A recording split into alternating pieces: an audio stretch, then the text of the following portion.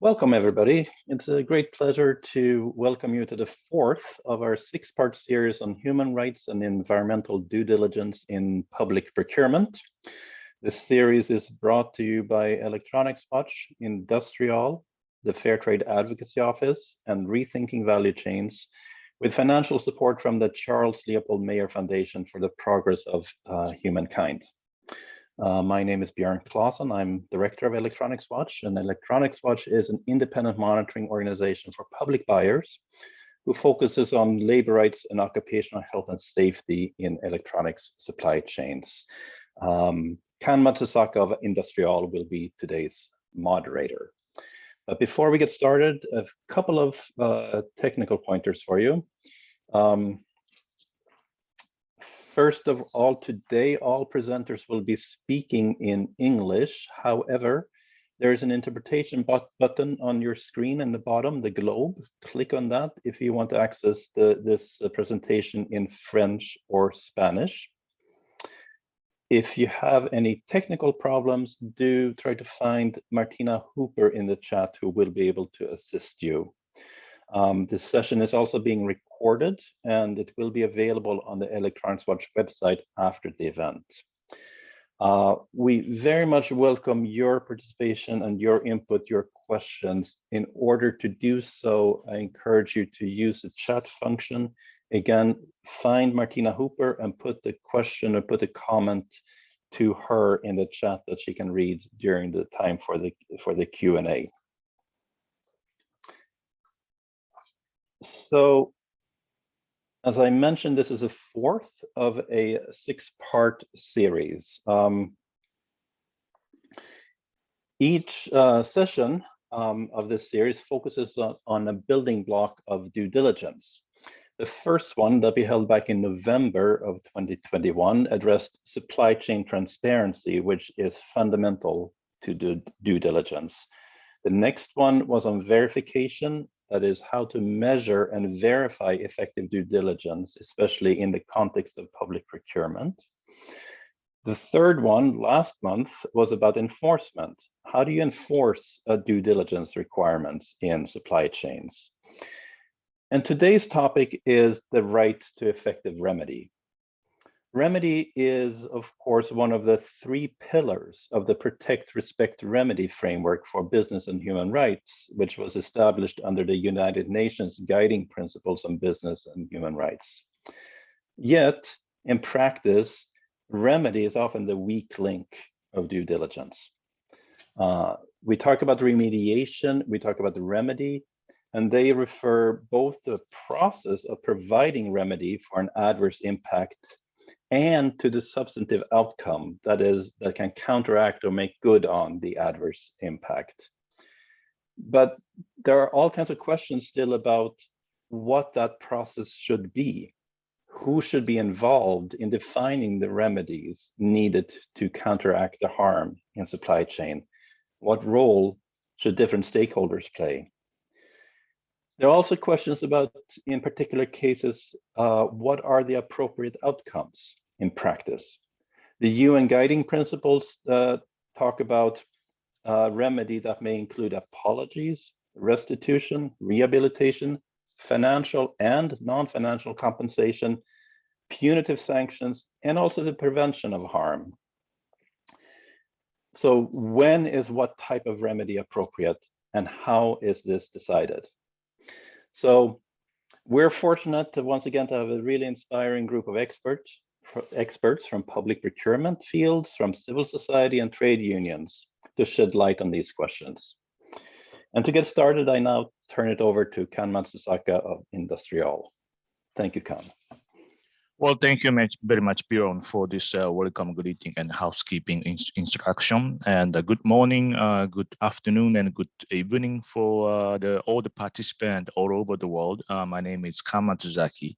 I'm Assistant General Secretary from Industrial Global Union, one of this co-host, organization.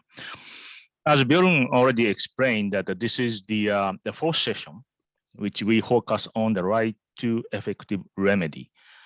We have already discussed about in the last session, the scope of due diligence, the major effective due diligence, which is monitoring, verification, and reporting. And in the last session, we talked about enforcing due diligence, which include ongoing discussion on the laws, legislation on the due diligence, how it should be implemented. But without remedy, due diligence fails. So today's session, we will focus on this right to effective remedy. And the who should be involved. So we think the workers' involvement is very, very important on this effective remedy process. The occupational health and safety is one of the good example, because we trade unionists, we always say union makes workplace safer. Because the organized workers, what they can do is they can reflect the workers' voices from the ground, so that this workers' voice can to reflect to, for example, the Joint Health and Safety Committee formed with management. And we, the workers, the unions, can also investigating the accident from our point of view. And we can also measure and evaluate an health and safety system, so that these workers' voice are fully reflected on this effective remedy process.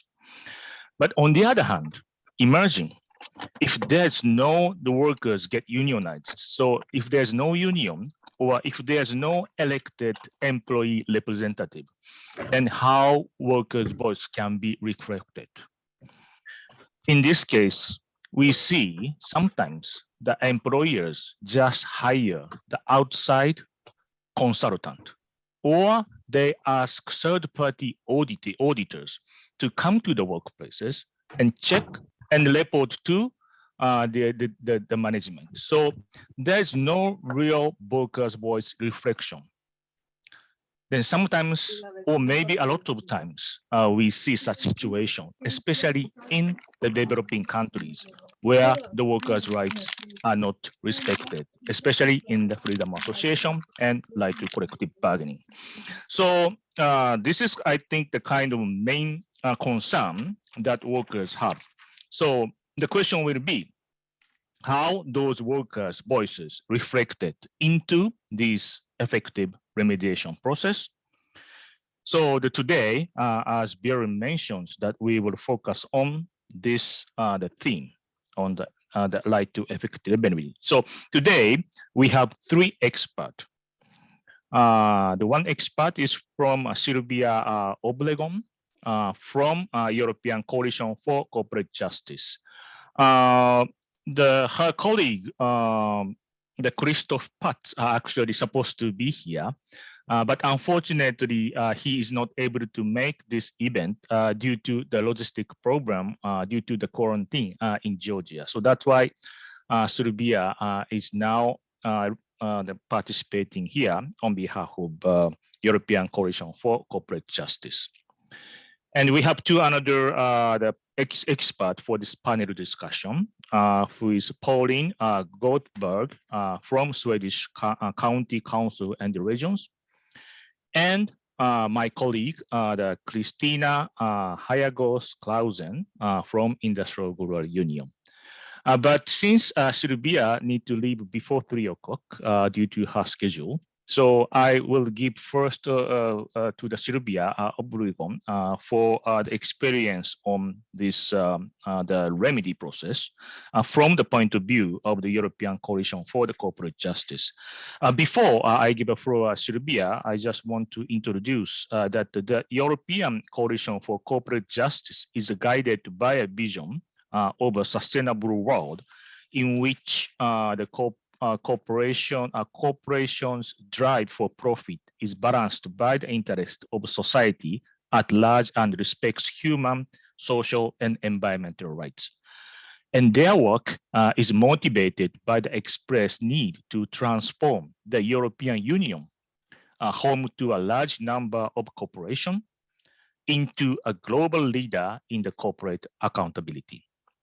Although the majority of these ECCJ's activities take place with EU borders, the ultimate beneficiaries are communities and workers affected by corporate abuse, both inside and outside EU.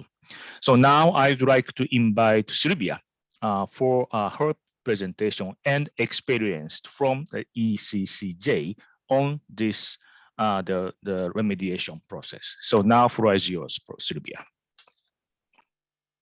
Thank you very much, Ken, and thank you to all the organizers for this very pertinent event and the participants for attending. Indeed, my colleague Chris apologizes for not being able to be here with you today, but we're very glad to be represented in any case as the European Coalition for Corporate Justice. To start, maybe I will like to go through a few concepts or questions that were posed to me, which I find very interesting. And first was about what is the concept of human rights and environmental due diligence, about in spite of the concept of the human rights and environmental due diligence being around over a decade, the question was, how has the right to adequate remedy been implemented in practice? I also received a question about how to ensure the access to remedy in the Sustainable Corporate Due Diligence Directive coming up as a proposal from the Commission. How does the directive also cover public procurement, and how does the import ban that it's also coming up from the Commission connect to the due diligence? So I'm going to do my best to address these 4 topics in my intervention. For the first one, with regards to the implementation in practice of the right to adequate remedy in the context of international standards like the OECD and the UNGPs, unfortunately, the answer is that it has not been implemented. If we look at the track record of OECD NCP cases, we will find that actual remedy has been granted and enforced in a very tiny fraction of the cases, and has always been subject to the company agreeing to do so. So this has been a very infrequent event. We can also see further in the work of OECD Watch in this regard, and I do recommend you to look at them for the specific evidence and statistics of the successful cases. This means that breaches of the OECD guidelines have not resulted in effective remedy. The voluntary nature of the guidelines and of the UNGPs has affected so much the part of implementation that after a decade of their existence, effective remedy is the forgotten pillar as we know it in the UNGP environment. Although the MHRDD system or the concept is a decade old, the right to effective remedy is a lot older than that. The right to effective remedy is an international human right. It is also a fundamental right in the EU Charter of Fundamental Rights, and has been reflected in these 2 international standards as an obligation, remediation as an obligation for when harm is caused or contributed. And within this 3rd pillar, as I mentioned, remediation is always referred to as the forgotten pillar because of the scarcity of it in the implementation of the UNGPs. And in the side of the OECD guidelines, remediation is listed as the 6th step of due diligence, which makes it an integral part of the due diligence framework. So what we need is enhanced judicial system, and it's an enhanced judicial remedy, because otherwise remedy is not enforceable. The French duty of vigilance law was already a good step in this direction. However, we saw a regression in the proposal of the German law that did not include avenues for civil liability within its provisions. Now, at the EU level, the proposal gives us something to work with. It includes a civil liability regime. The directive proposal includes a civil liability regime, which is a crucial element to advance corporate accountability ensure judicial remedy, and incentivize compliance. However, claimants will still find it extremely hard to prove in court the company's breach of its duties and the causal link between this and their harm and other major barriers to justice or often faced by claimants in business, human rights, and environmental cases remain unaddressed. Then, trying to address the second question in relation to this, what is in the proposal I just mentioned and how can it be improved? So we think that in order to improve from the ECCJ coalition, we have issued our paper of analysis, and there we lay out more in detail the recommendations. But it basically falls into that the directive should improve to ensure that companies must also remain liable when they have sought to verify compliance to industry initiatives and third-party audits. And this is related to how the Commission and the co-legislators, the Council and Parliament should address fixing the due diligence duty and how it's framed and how it relates to the civil liability. There is a heavy reliance on the due diligence duty now on third-party audits and on contractual clauses that we see could be a hindrance for the effective implementation of access to justice measures. And in addition to that, the regime should be complemented by a fairer distribution of the burden of proof, the right to information for claimant victims to access company information should be granted in the directive, and the Fundamental Rights Agency has already spoken about these two topics in a recent report, I think at the end of last year. It will be also very important to include collective redress as we know that the majority of business and human rights cases are mass harm. So it's efficient and common sense indeed to allow them to be done collectively. This has been argued not only by the Fundamental Rights Agency, but also by the European Law Institute in a recent report in 2022. One of our last recommendations for improvement would be indeed also that there would be an overriding mandatory provision. However, we rely on this for now until the Rome II legislation in Europe is revised.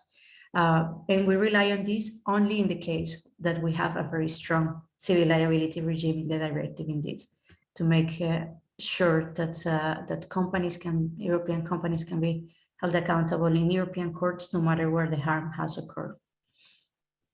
If I may now go into addressing a little the question of the public procurement and how this has been covered in the due diligence directive.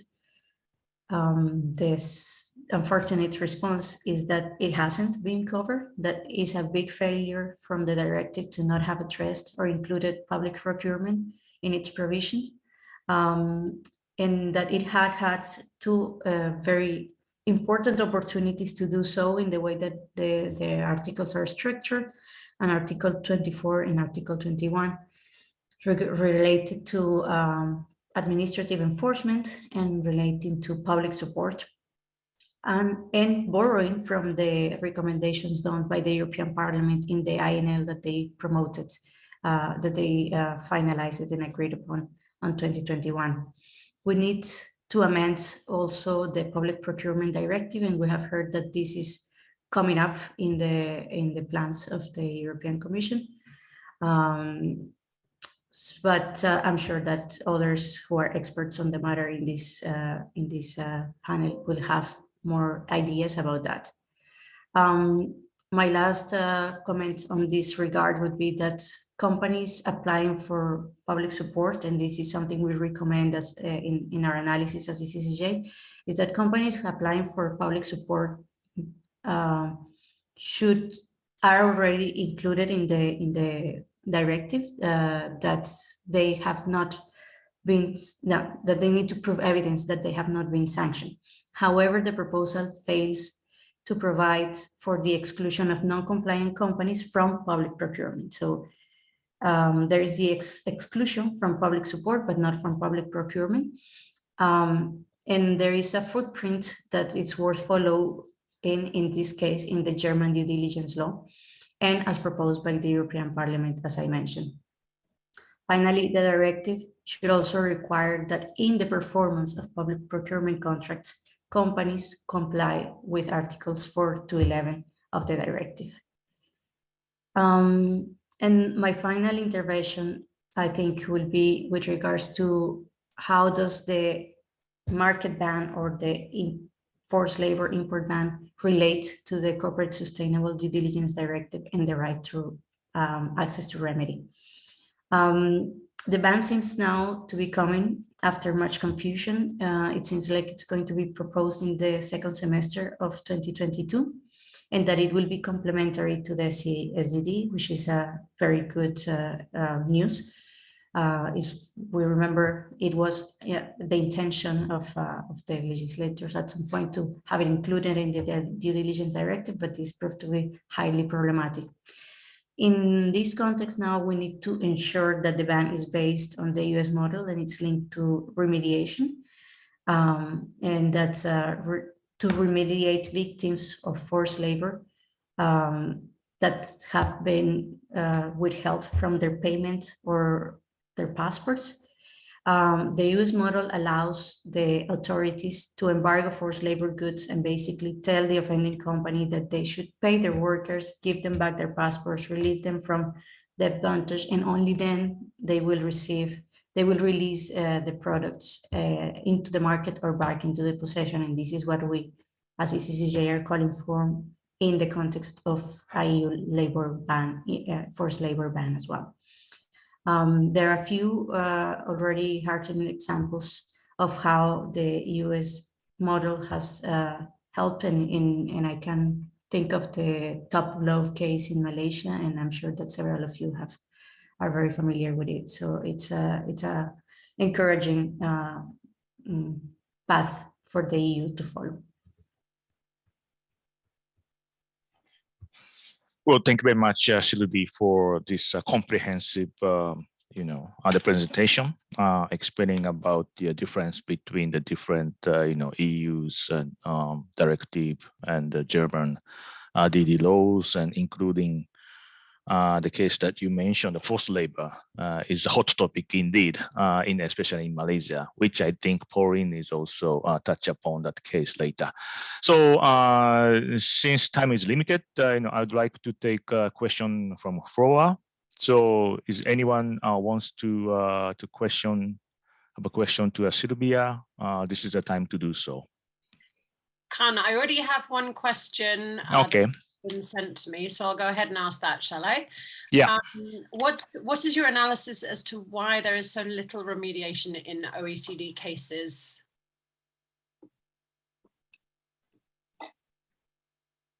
I would refer to the OECD Watch for a more in-depth analysis of this, but on our side, what we have understood is that national contact points are different in every member state, and that it has been difficult to fund them properly. That very often it's a matter of there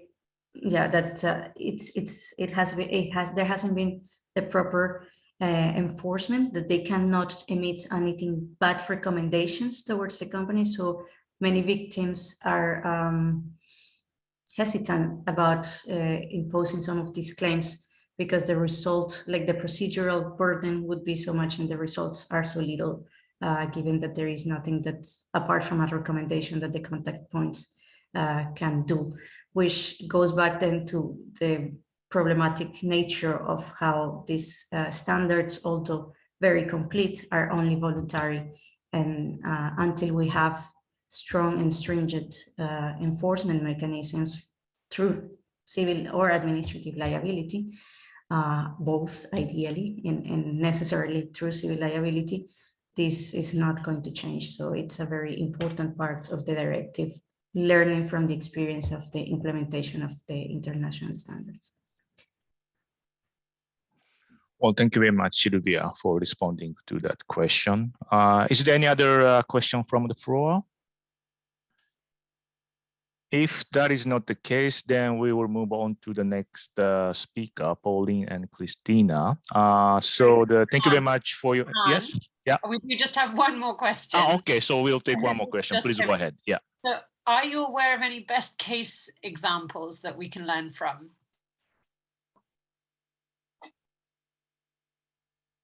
If I may ask for clarification, best case examples on remediation or on public procurement insertion? I think we touch a few topics.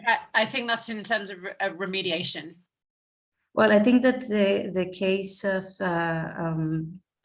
well, there are two cases that can come to mind, and one is probably all of you already know it as well. It's the Shell Nigeria case in the Netherlands, where, well, not the parent company was not obliged to remedy, but the subsidiary was. It was a very long process of more than 14 years, I believe. So it's an example, but I wouldn't call it a good example because precisely it points out at how all those barriers of access to justice still need to be addressed. And then I would refer back to the Top Glove case in Malaysia through the import ban. That was a successful example as well. I can copy paste a little bit with some of the links in the chat if that's helpful. Thank you very much, Silvia. So is there any other question? So Martina, I think that was the last question, right? Okay, so okay, so thank you very much, Silvia, for your time to participate this, the session. But I hope that you can just stay until, maybe just before 3 o'clock, for your next meeting, so that you can listen to other participants, speakers also. So now I would like to move on to the next speakers, which is the Pauline Gottberg. She is from the Swedish County Council and Regions.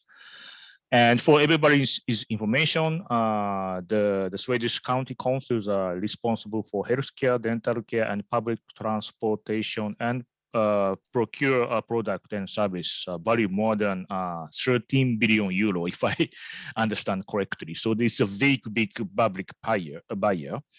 And the county council have developed tools and processes to exercise social responsibility in public procurement.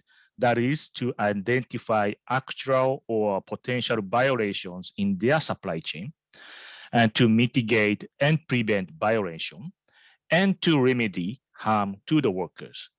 So we'd like to hear from you, or Pauline, about your experience, how you coordinated on these, the tools for the remedy for these violations in the supply chain. And I believe that you have experienced, the concrete cases in Malaysia before in the supply chain of the gloves. And what I understand is that you are also developing new contract clauses as a part of remedy processes. So now it is floor is yours, Pauline, to explain your experience. Well, thank you very much for that introduction and also for the invitation to speak today.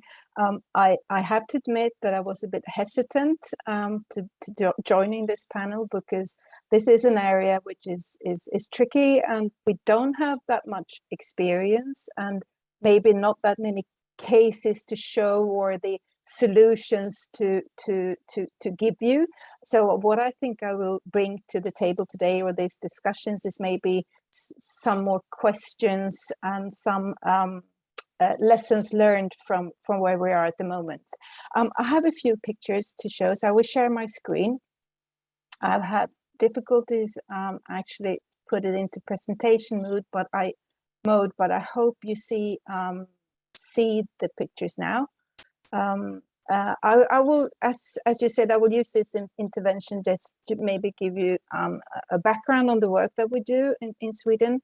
The cases from the gloves manufacturing in Malaysia, and also I will end with some of the the reflections I have on that. Let me see. Oh, why can't I?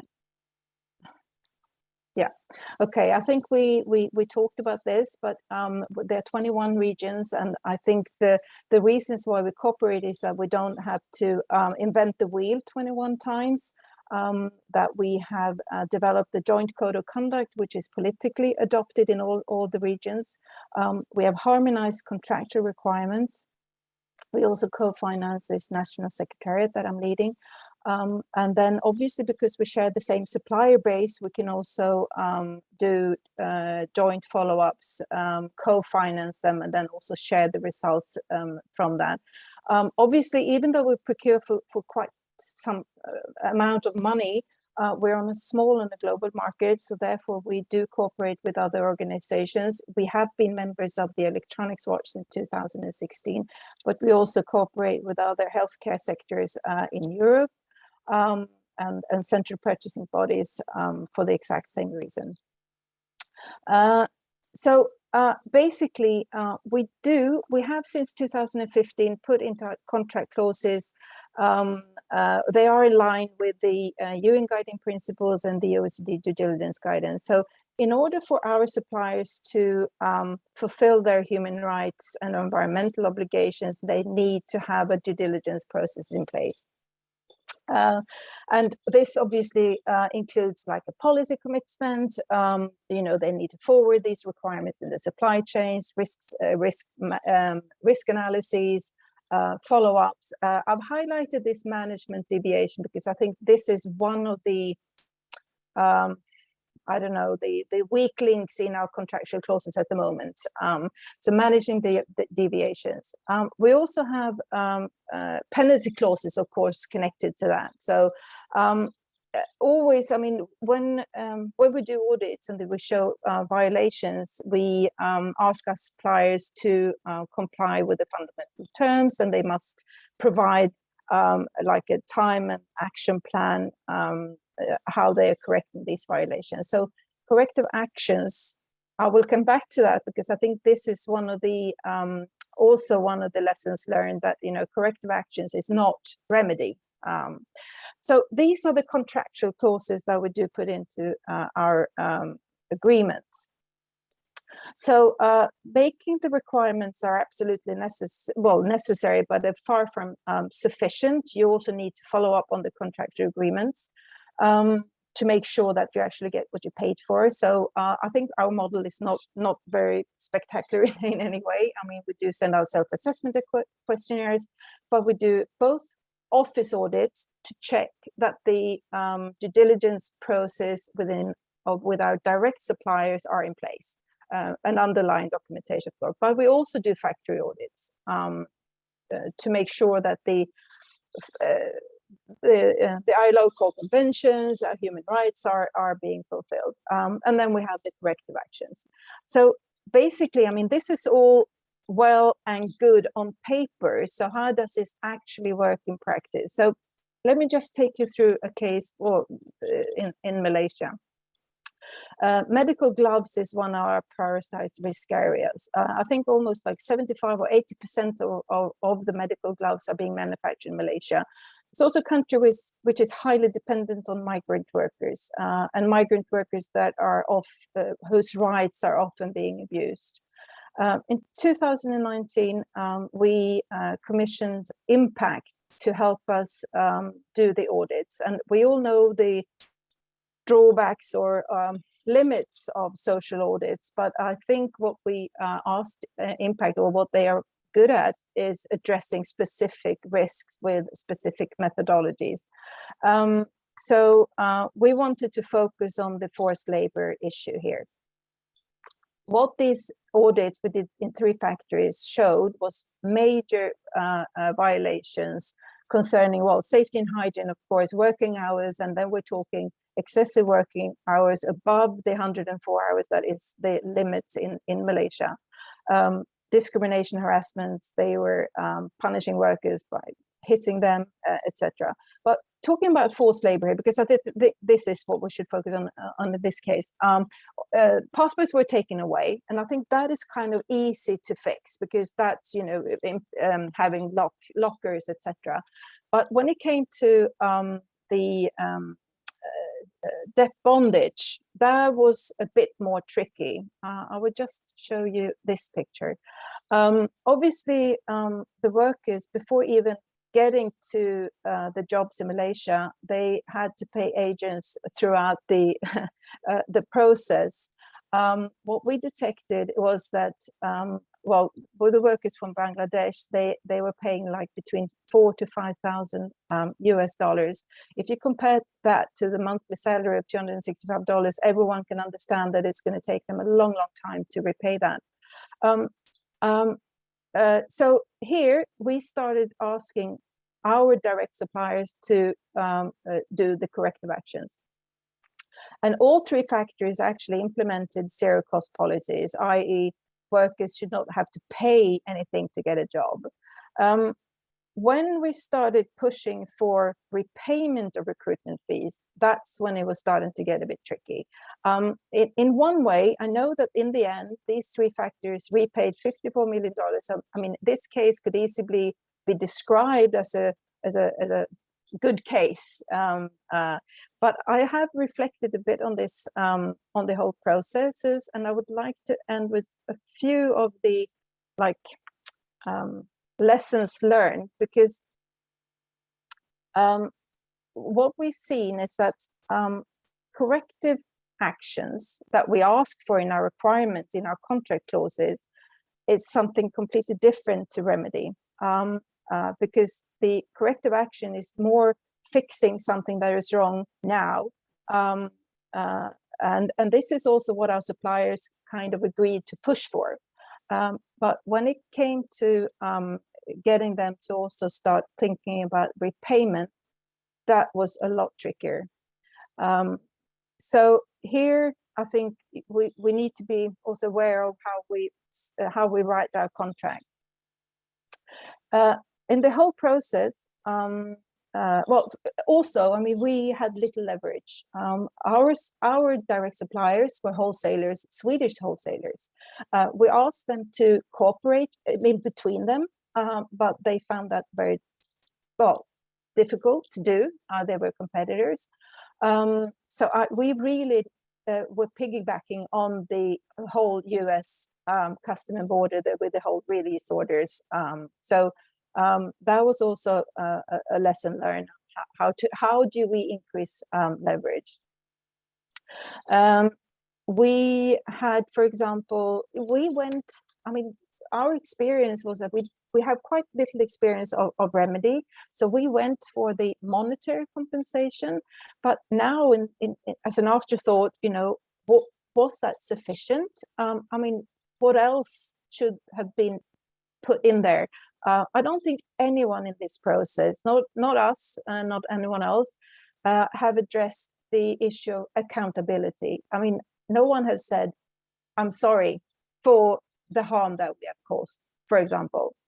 When it came to our suppliers, they were small and medium-sized enterprises. So as I said, leverage was an issue, but also they did not have the competence or understanding of the due diligence process. As what's the meaning of cause, contribute, and link to harms?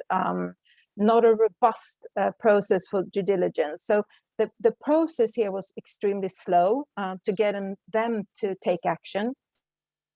And also in the whole processes, we have no insight in the meaningful dialogue with workers. So we had no insight in how that was done, and also were they happy with the compensation that they got. I think, yeah, I will just end with this. So what we're doing now is that together with the Swedish National Procurement Agency and the central purchasing body of ADA, we have developed new or revised contract clauses, and one of them is actually addressing remedy. I mean, basically, is about restoring affected rights holders, It's about consulting affected right holders and also assessing whether those are satisfied with the process and its outcome. But again, these are out for consultation. We would be more than happy to get your thoughts on them. And also, I think what's also very, very important, that we need a definition of what a remedy is, because we don't have that experiences within our own organization. So I think I stop there. Well, thank you very much, Pauline, for this very interesting presentation that you make. I fully agree with you that the corrective action is not a remedy, and there's no exactly what the remedy mean. And I think we actually need to discuss in the future what exactly the remedy mean. So this is kind of our challenge, that because if we don't have a common definition, and the remedy can be done by from one-sided the remedy only, so that then workers' voice cannot be reflected in that sense. So thank you very much for that presentation. But before we take the question from the floor, I just want to move on to my colleague Christina. Then after that, and we will take a question to Pauline and Christina. So before I give a floor to the Christina, then I think you all know. I hope you all know what the Industrial Global Union is, but for the participant, the first participate this session, Industrial Global Union is representing 50 million workers in 140 countries from mining, energy, and manufacturing sectors, and we have had quite long-term experience on this the remedy, effective remedy processes in various sectors. And one of our example is coming from textile garment sector, which Christina is responsible for. As you already remember that we have faced a Rana Plaza tragedy back in April 2013, which is 9 years ago. That was almost so. This month will be the 9th anniversary on that tragedy, and since then, Industrial Global Union has been led on a negotiation with other global unions, with the brand company and the government of Bangladesh, and try to increase the safety. What we call the Bangladesh Accord at that time. And now, in September 2021, the negotiation between IndustriALL and Uni Global Union and leading textile garment brand signatories to the original accord on the fire and building safety in Bangladesh yield a new agreement now, which called International Accord, and which continues the parties' legally binding commitment to the workplace safety in Bangladesh, and expand the program to other countries. So this renewed agreement, the International Code, preserves and advances the fundamental elements that made the accord successful, including respect for freedom of association, shared governance between labor and brands, and high-level transparency, safety committee training, and worker awareness program, and credible, independent compliance mechanism. So that's what we are trying to achieve right now. So now I give the floor to Christina to explain deeper more about our activity on the remedy process. Thanks, Brother Khan. And it's a pleasure to be here with all of you today, this Friday afternoon, wherever you find yourself in the world.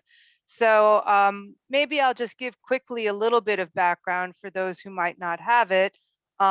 After the deadly homicide in Rana Plaza, there was public outcry, all the things that unions have been saying around auditing and the ineffectual way CSR was being propagated throughout the industry, sort of all came true when the building collapsed, right? The building had been previously audited and found safe, right? It got a glowing report, that it was okay. So it was really clear that there was a failed system in place that had been created through CSR and auditing.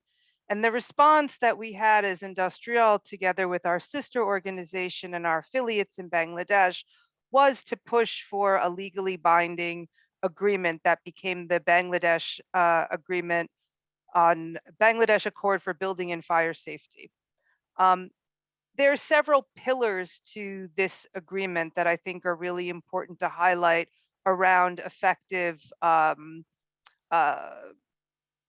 industrial relations and fixing the supply chain, right? And access to remedy. So one was the piece that we had, a coalition of brands where we were able to pool the leverage. I mean, as Pauline said, this question of leverage is very important. How can you affect your supply chain, people you do business with, when you are, a percentage of their customer base? So one thing that was novel with the Accord at the time was that it pooled the brand's leverage. So over 200 brands signed. It covered over 1,600 factories, and there was a way to have effective change in the supply chain. Like, clearly we know that no one company, no one global brand, no matter how big you are, if you're H&M or if you're the Spanish giant Zara, you couldn't change the supply chain, even if you had your own special program around building and fire safety. That became clear. So there was an acknowledgement that there needed to be pooled leverage. The other points so there is a program that was about fixing the building. So we had an independent chief safety inspector who was able to make decisions without any interference from companies or suppliers. So that was a very important feature. We also had developed a complaints mechanism so that workers in the field, in the factories, if they had any concerns around building and fire safety, but also general occupational health and safety, because we renewed the agreement in 2018 and added more around occupational health and safety. So we have a whole program where it's all employee training, training on the OSH committees separately. And then we have another pillar to ensure that this is being respected. We have a complaints mechanism that is a non-judicial complaints mechanism that is enforced through the agreement. And so workers can file complaints either individually or through their trade unions on a whole host of OSH-related complaints. And we have a head of program who reviews that. There's a whole process put into place, how brands are notified, how the supplier is notified, an independent investigation. And then in the last step, a determination on what should happen so that workers have access to remedy. So clear ways that they are able to recoup anything that has been lost for them, or even set in new types of programs in the factory, depending on the types of violations. So that and then the whole piece is connected together, because the engineers and the complaints handlers and the case handlers all work together on these, finding the right way forward and verifying that it's actually taking place. What makes the agreement different from many agreements out there is that it does have a binding nature to it. And in the sense, when we say binding, it's between IndustriALL and Uni as the union signatories and the individual brand. Each individual brand signs a separate agreement with us. And in that agreement, it spells out what brands have agreed to do with us.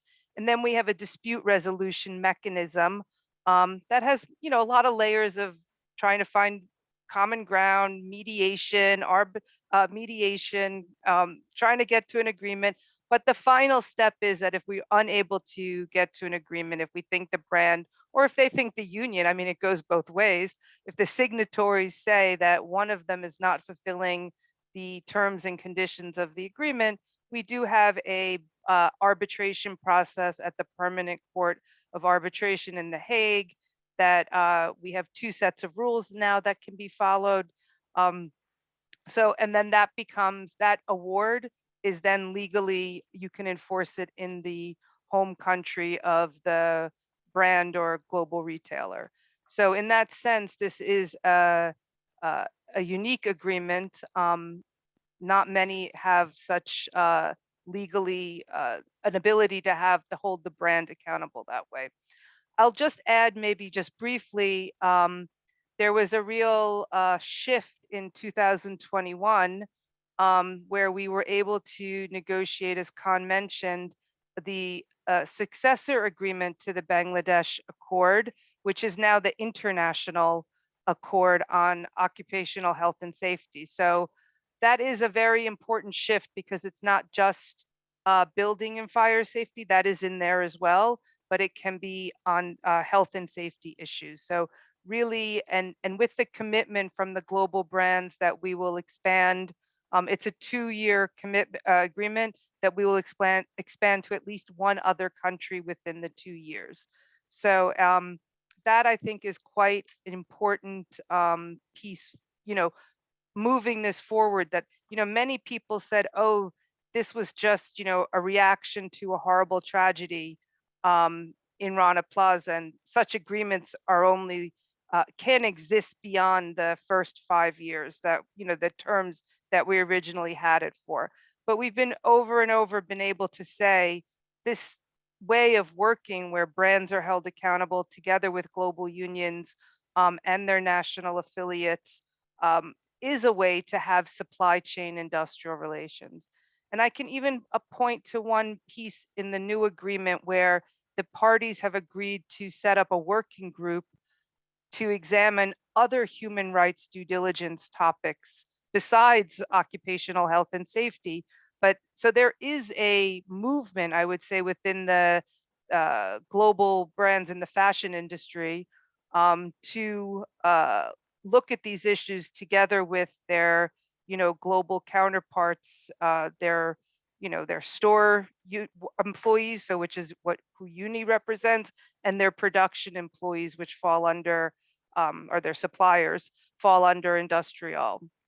So I think that is, maybe I'll leave it at that if there's any questions or comments for Pauline or myself.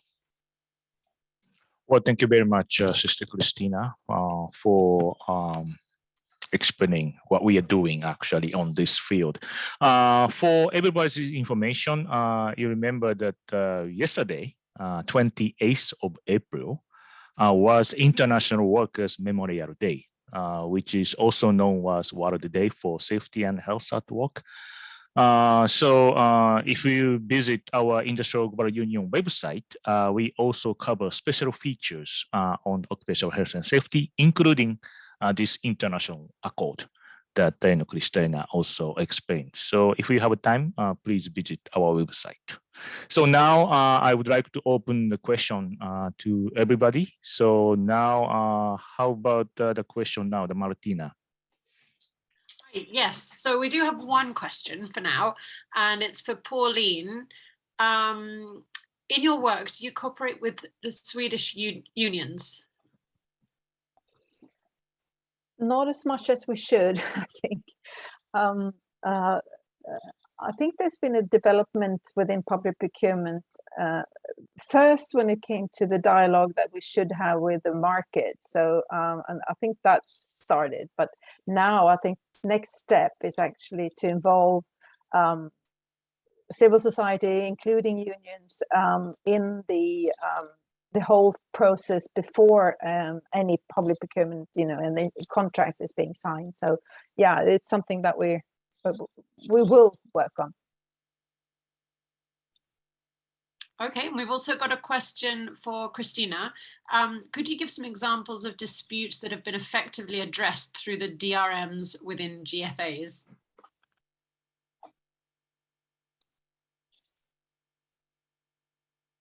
So separately, we have global framework agreements. The work in the textile, I would say we have 4 different pillars. So let me just maybe, before I answer that specific question, kind of lay out how we work. We have a global union, we have a policy about the pooling the leverage of the brand. So work that we do under the International Accord, and then we have another initiative that's called ACT, which is Action, Collaboration, and Transformation.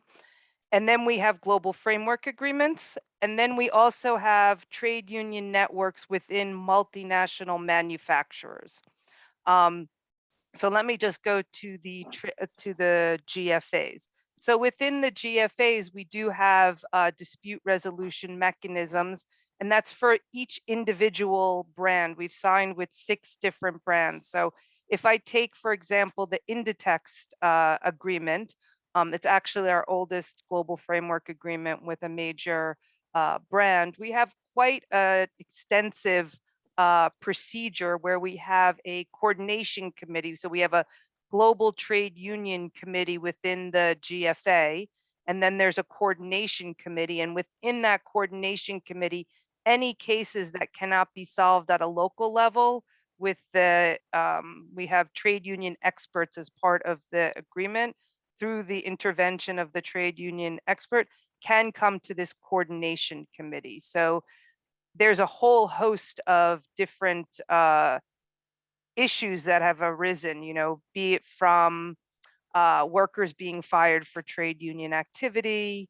non-payment of wages or severance. So during the pandemic, the global framework agreements were very effective tools when workers were not given severance by the supplier, not because the brand had not, you know, this happens all the time, not in the only in the pandemic.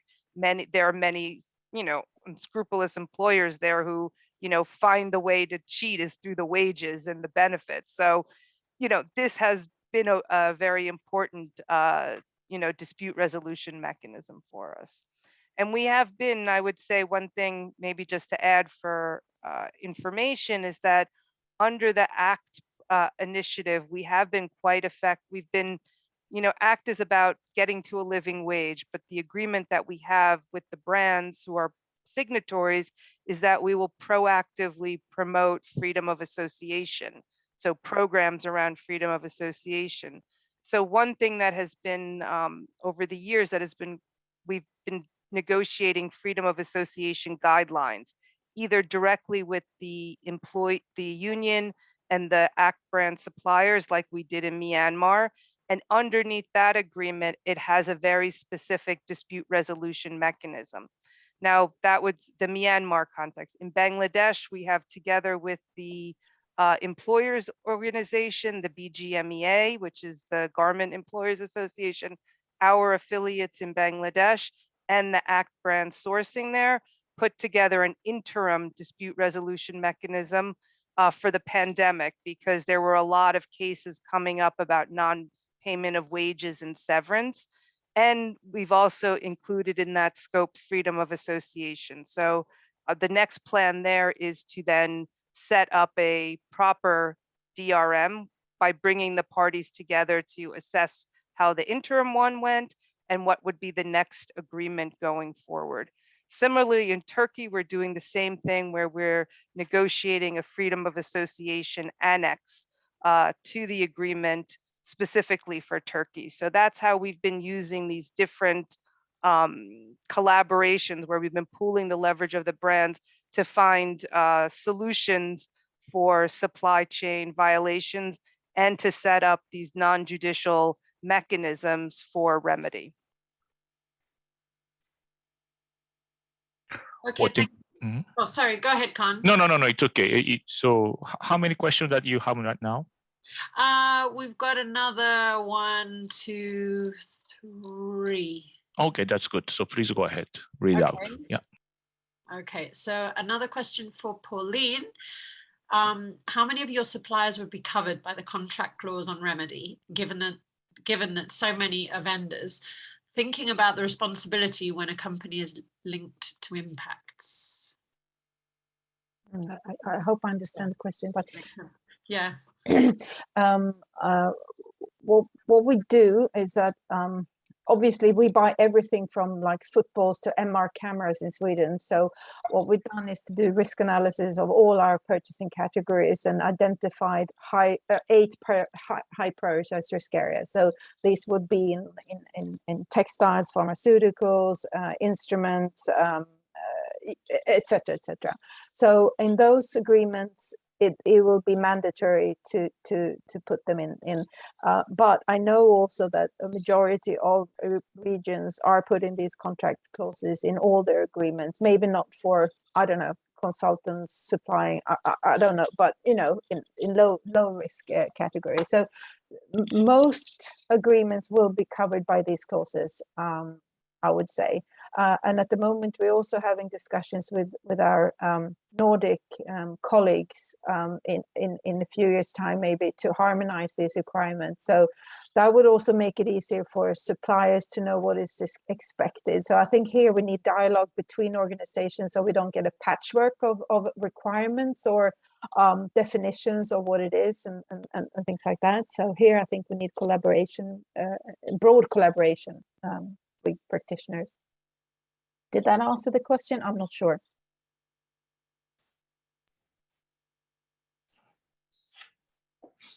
I think you have answered properly the response to the question. So, sorry, I want to put my on mute. yeah. So, shall I carry on and ask the next? Yes, question? yes, Yeah? please. Okay, so how could a large company implement an effective remedy? Many large companies in Europe still do not have any remedial mechanism. So in such cases, where could a company start? This isn't to anyone in particular.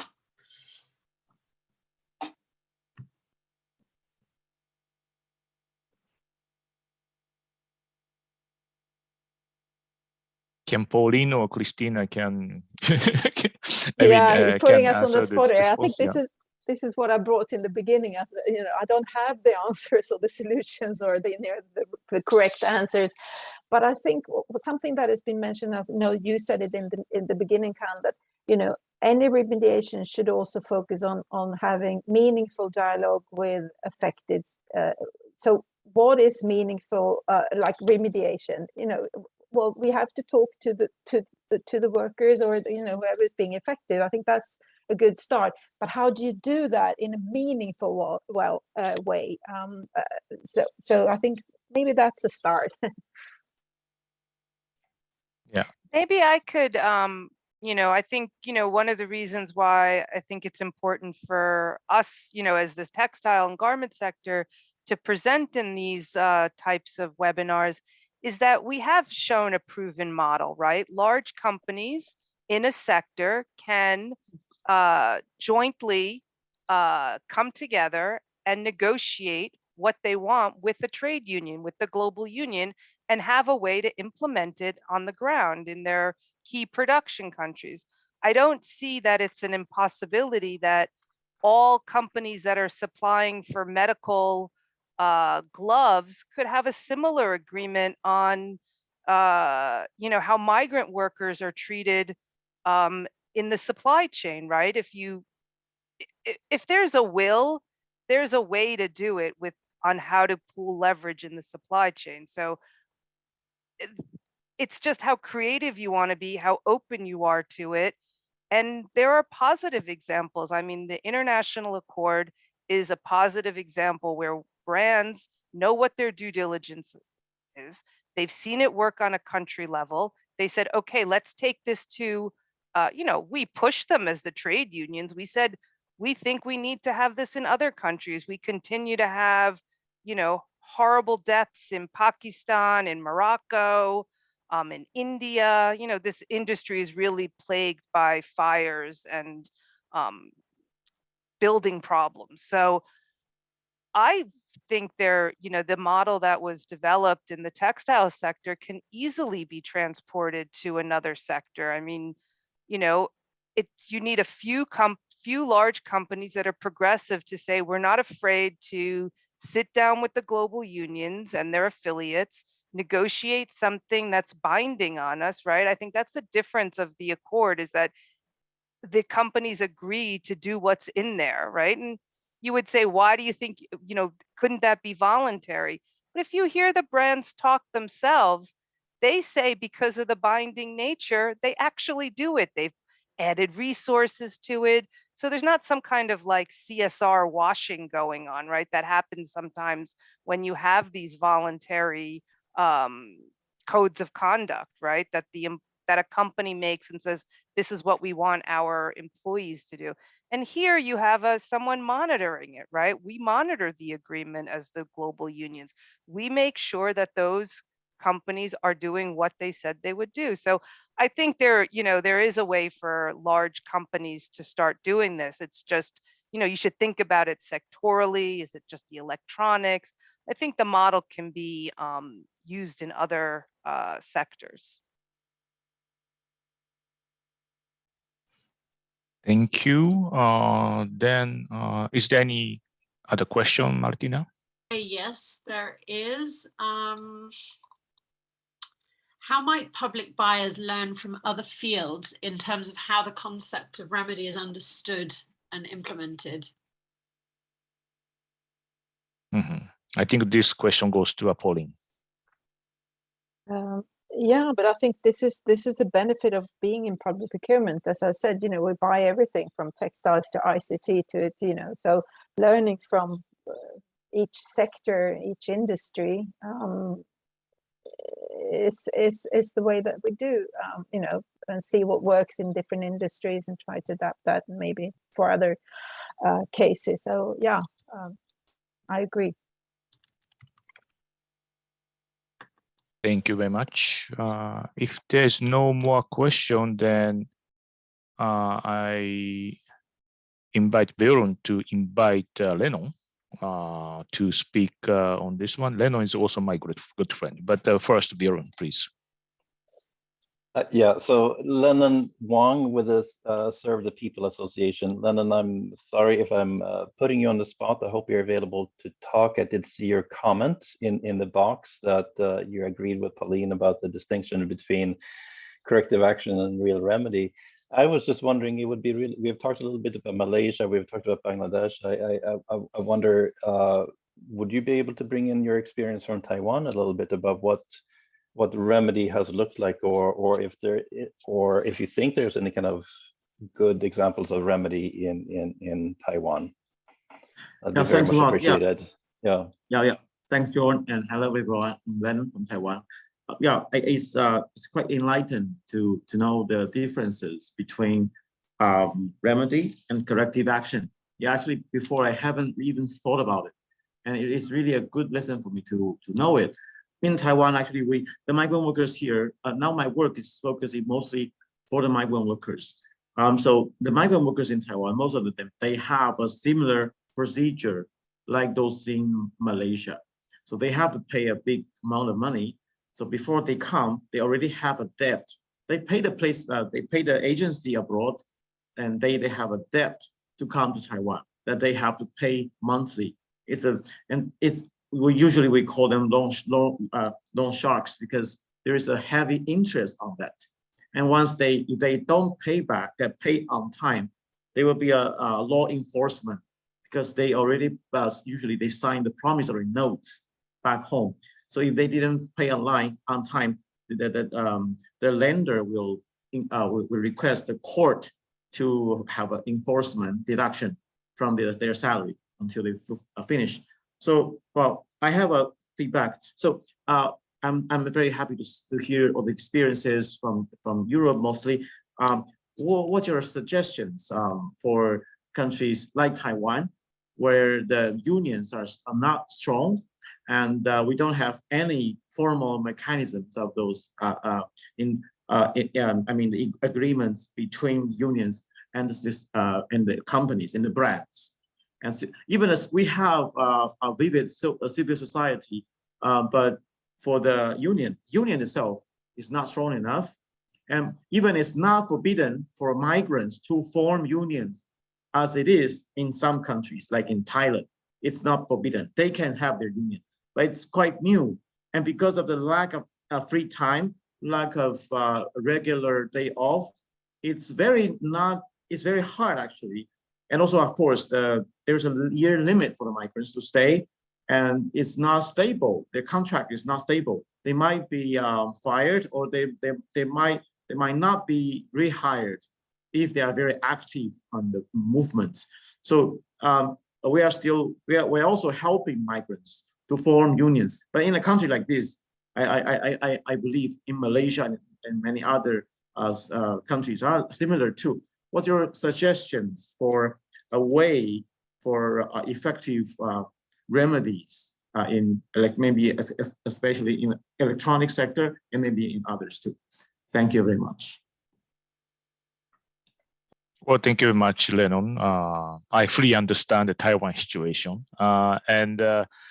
But for your information, Taiwan is a quite difficult political situation because Taiwan is not a member, cannot be a member of the ILO, unfortunately. So that, even if they want to ratify this freedom of association right to collective bargaining, they are not even become a member because of the Chinese political dispute. But anyway, yes, Christina, do you have any comment to respond? Yeah, I wanted to maybe give an example from the textile sector. Together with Modern Slavery International, ASUS, which is a British online company, and our affiliate in Mauritius, we worked together to set up a migrant resource workers center that's run by the trade union, which has limited representation within the sector, right? So it was a way to encourage migrant workers to know about their rights. There was a whole online platform, and a little bit got confusing because of the pandemic.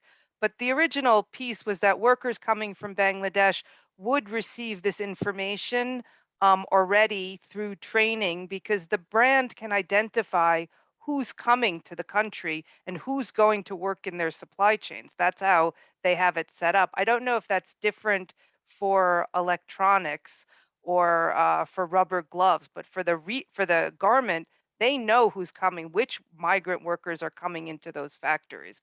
So there was a way to do that. It didn't happen because of the pandemic, because there was no migration going on in that period. But the resource center was set up. So that's a private initiative, right? It's not a government initiative. It's something that a global brand said we're willing to fund. We're willing to put our money into ensuring that there is a place for migrant workers in our supply chain and other industries, right? I mean, it's not only for garment workers, it's, who are in the garment sector, it's for the fisheries, for construction. So they've been able to set up a model. Now, the next step is like, how do we sustain that, right? I don't know if you can have funding forever from these organizations, but it is there, right? There is a concept that, private corporations are able to fund this together with trade unions. It doesn't preclude us doing it. So I think maybe that's, I don't know if that answers your question, but there are models out there or examples where it is being done. Well, thank you, Christina. Is there any the question in the chat box, Martina? No, not at the moment. Okay, so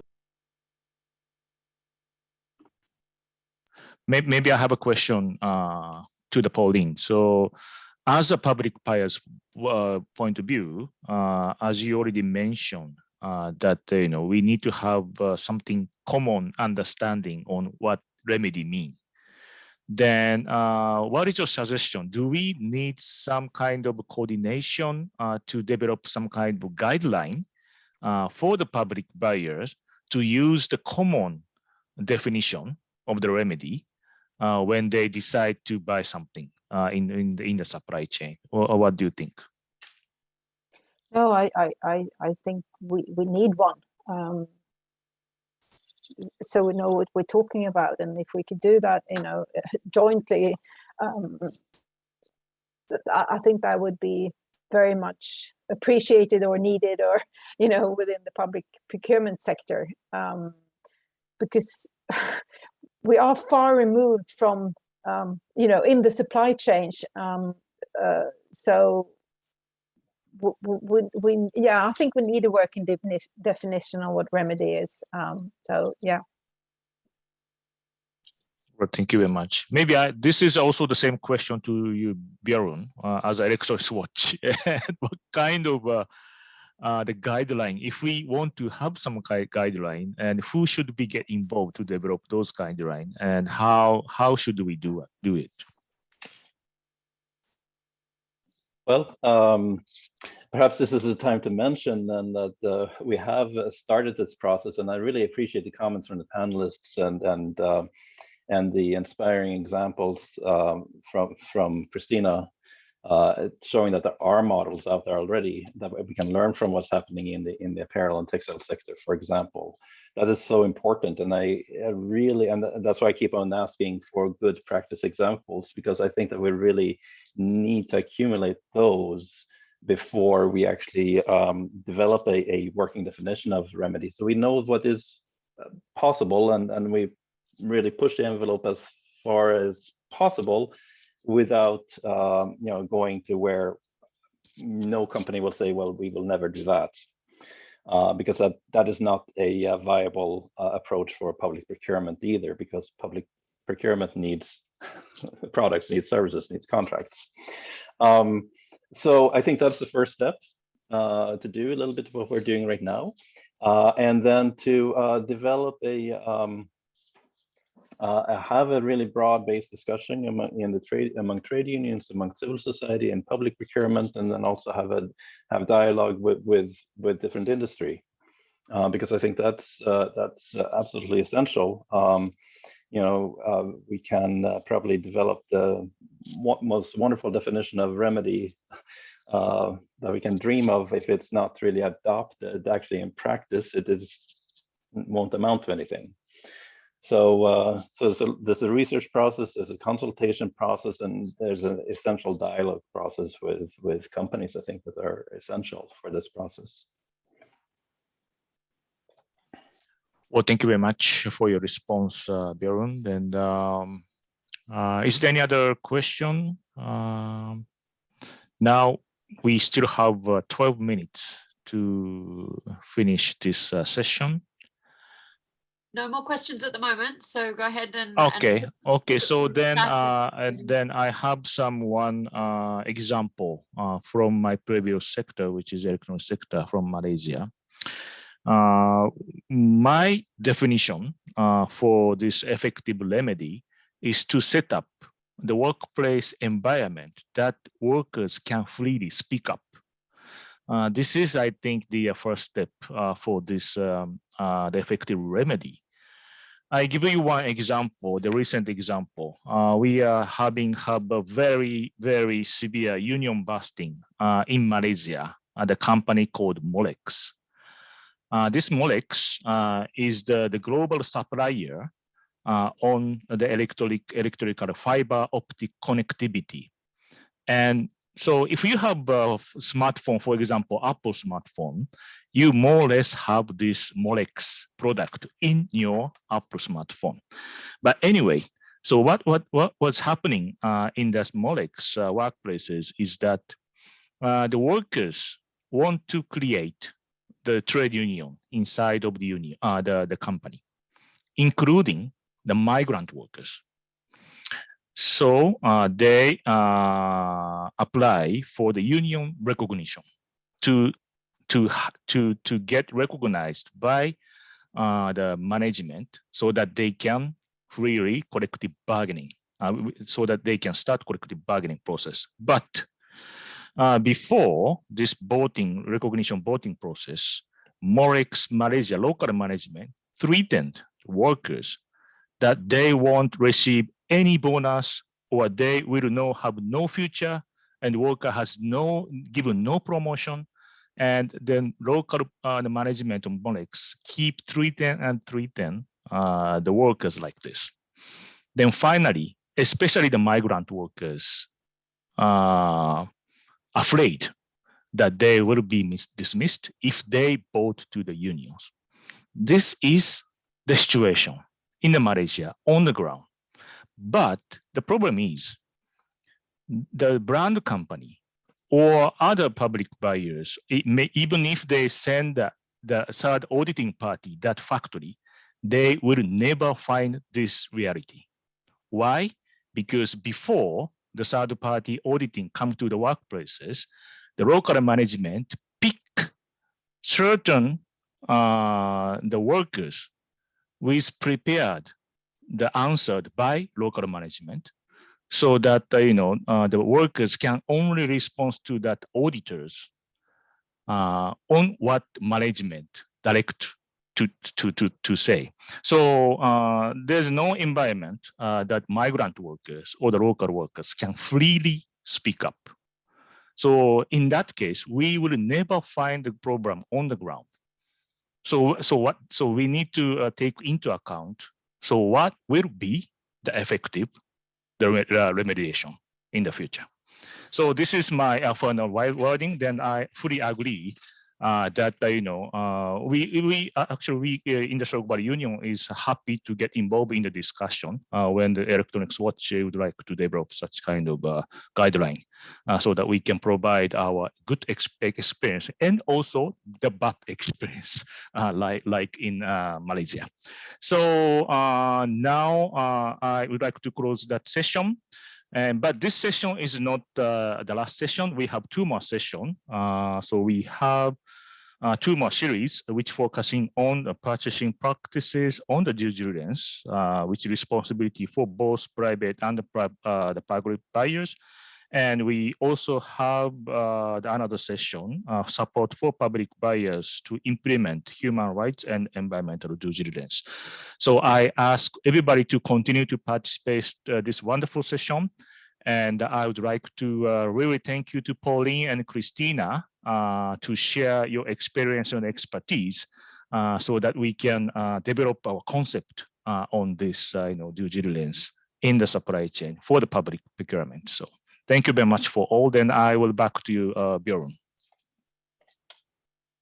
Yeah, well, it just remains for me to do what you did, which is to thank everybody, including yourself, Kan. Thank you so much for moderating today. Thank you, Pauline, Christina, and to Sylvia, who had to leave a little bit early for, I thought, were really thoughtful presentations and a lot of lessons here to get back to, and to a lot of comments, questions to learn from as we develop this new framework on remediation. Do join us next time. That's as you see here, May 24th, where the topic will be purchasing practices and what that has to do with due diligence. And here we're going to look at the responsibilities of both the private sector and the public sector together. So thank you so much, everybody. And the recording will be available shortly on the Electronics Watch website. Thank you.